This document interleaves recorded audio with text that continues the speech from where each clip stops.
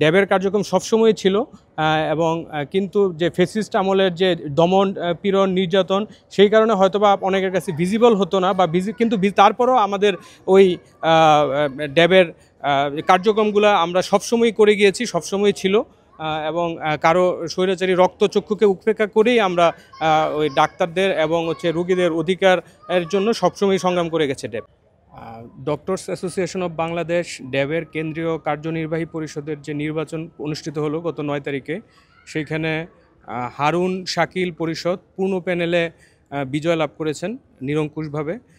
তো আজকে আমরা সেই বিজয় উপলক্ষে এবং নতুন যে পরিষদ, এই পরিষদের কার্যক্রম শুরু উপলক্ষে বহুদলীয় গণতন্ত্রের প্রবক্তা শহীদ রাষ্ট্রপতি জিয়াউর রহমান, যিনি বিএনপির প্রতিষ্ঠাতা, ওনার মাজারে আমরা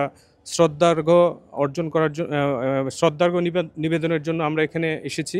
এবং ড্যাবের কেন্দ্রীয় নেতৃবৃন্দ এবং বিএনপির যারা কেন্দ্রীয় নেতৃবৃন্দ তারাও ছিলেন, বিএনপির স্থায়ী কমিটির সদস্য নজরুল ইসলাম খান এবং বিএনপির এবং ড্যাবের যারা কেন্দ্রীয় নেতৃত্ব ছিলেন তারা এখানে শ্রদ্ধার্ঘ্য নিবেদন করেছেন।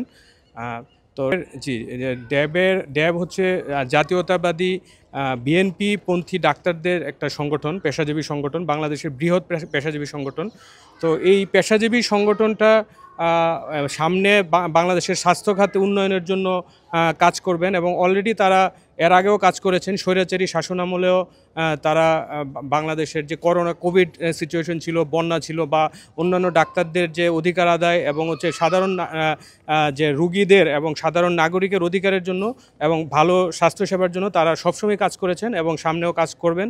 আর আমরা নতুন নেতৃত্ব যারা এসেছেন, প্রফেসর হারুন স্যার এবং শাকিল স্যারের নেতৃত্বে যে পূর্ণ প্যানেল বিজয়ী হয়েছেন, তাদের কাছে আমাদের প্রত্যাশা তারা ড্যাবকে সামনে আরও যুগোপযোগী এবং বিজ্ঞানভিত্তিকভাবে বাংলাদেশের সাধারণ মানুষের এবং সাধারণ জনগণের স্বাস্থ্যসেবা উন্নয়নে এবং ডাক্তারদের পেশাগত যে উন্নয়ন সেইখানেও তারা অবদান রাখবেন, সেই প্রত্যাশা আমাদের সকলের।